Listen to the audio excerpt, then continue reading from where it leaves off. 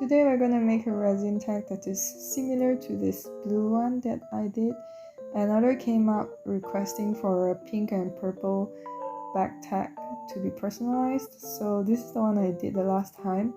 But there are a few leftover blue color marks from the previous resin, and also it didn't harden as well. As you can see, I can actually bend it. So this time around I'm going to try to make the ratio to be as accurate as I can.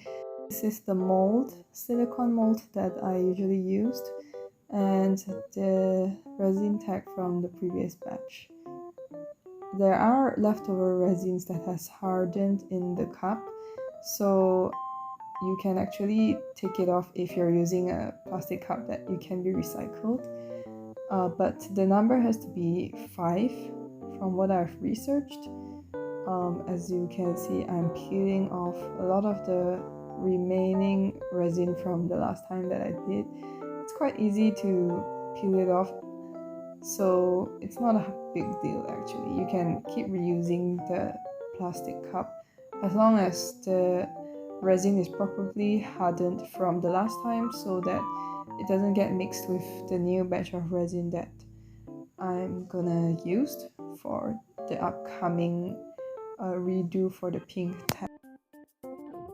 This is the resin that I bought from Monstercraft, and it hasn't yellowed as much as I thought it would compared to another brand. And weighing scale is important to make sure the resin ratio is correct so that it doesn't bend like the last time. For a transparency effect, color pigment alone is enough, but I tend to add mica powder inside my resin tags to give it a little shine if the color is right. I'll also use purple mica powder since I have them, and for the purple color pigment I mix it with a blue alcohol ink, which actually is supposed to be used for marker pens. And these are silicone mixing bowls, I suppose, is that what you call it? These are leftover resin that I had to discard, clean them away from the previous batch, and this is the blue color that actually failed because it was too pigmented. Some people also add extra step by cleaning the silicone bowl with alcohol so that the excess resin that remains on the bowl is completely cleaned. But for my case, it hardened not as well as I wanted to, but it did not leave any liquid state in the bowl, so I didn't use alcohol to wipe it off. To avoid waste of excess resin oil, I usually measure the current tag that I have. So this is 9 grams, around 9 grams, and I'll try to make sure that the amount I pour is either exactly 9 grams altogether or a bit more, just in case. The ratio we have here is 3 part resin and 1 part hardener.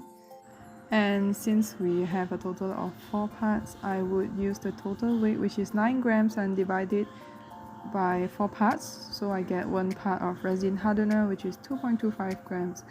This is actually what I did wrong in this video, where I literally divided it by 3 parts rather than 4 parts. So you have to be careful on how many parts you need. So with the 1 part of hardener that we got, we would multiply it by 3 and get the amount of resin that we need. Another thing that's easy to get confused with is sometimes you would include the weight of the cup itself into the weighing scale, so you can always clear it to 0 and then simply add the amount you desire, or you can just switch it off and turn it on after placing the cup so that the weight of the cup is not calculated.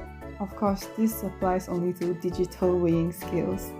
Mixing resin to make sure that it's evenly distributed is super important.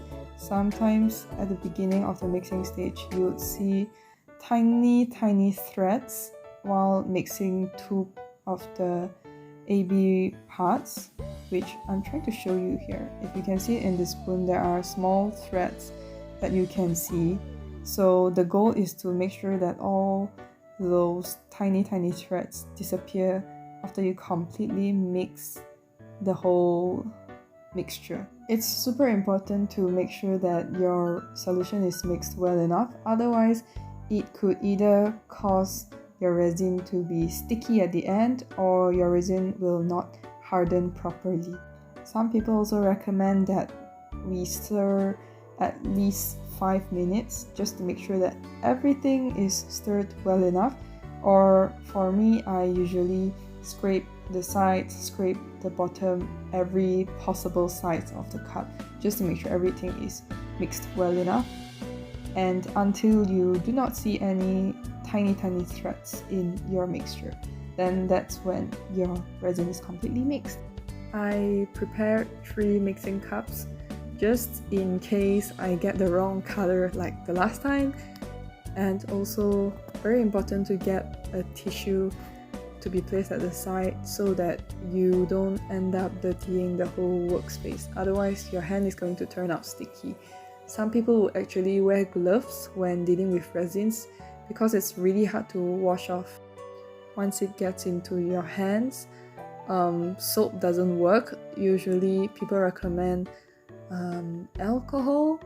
wiping alcohol on your hands to remove the remaining resins, or nail polish remover. For me personally, I don't feel like both of those work. To some extent it does, but not very well in my case. So here I poured the resin onto the color pigment that I just placed onto the cup. You can place just a tiny amount of color pigment and then mix the resin to see whether that's the color you want. Just pour a tiny amount and then, start small and then add in more along the way if it's not the consistency or the darkness, the saturation that you want. So for the blue alcohol ink, it's really concentrated.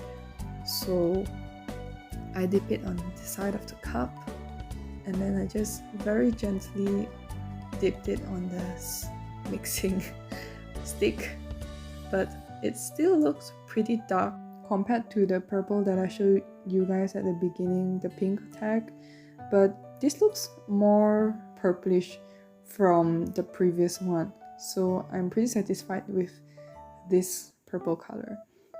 And it's the funny thing about this is, handmade products are not similar. Every single tag that we make here is simply unique. No two are the same. So it really depends on how skilled are you at duplicating it. If you're really skilled at mixing colors, then there's a higher chance that you get similar colored tags that you desire. Of course, it's possible to master that. And this time around, I'm pretty satisfied with the color, so I decided to move on. At this point, I tried to add more resin to the purple color to desaturate it a bit, and then prepare another mixing bowl for the pink color.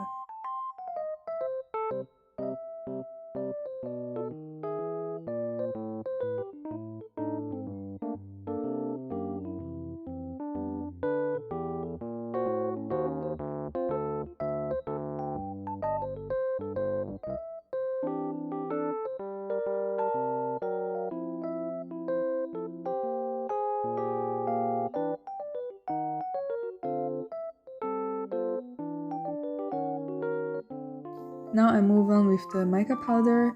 It basically looks like glitter, so it turns the solution slightly saturated, but in this case I accidentally sprayed too much. But it's okay, we'll see how it turns out. The pink mica powder turned out quite well, but with the purple one, I really think it's too much. It's so saturated that at the end of the stirring, I decided to pour half of it out and add in more remaining resin to desaturate it. So that's why it's really important not to pour in all the resin into your color mixture. Always leave some remaining resin as a backup. You never know when you'll need it, especially if you're not a pro like me. You will need it to help you fix a few errors along the way. It still looked pretty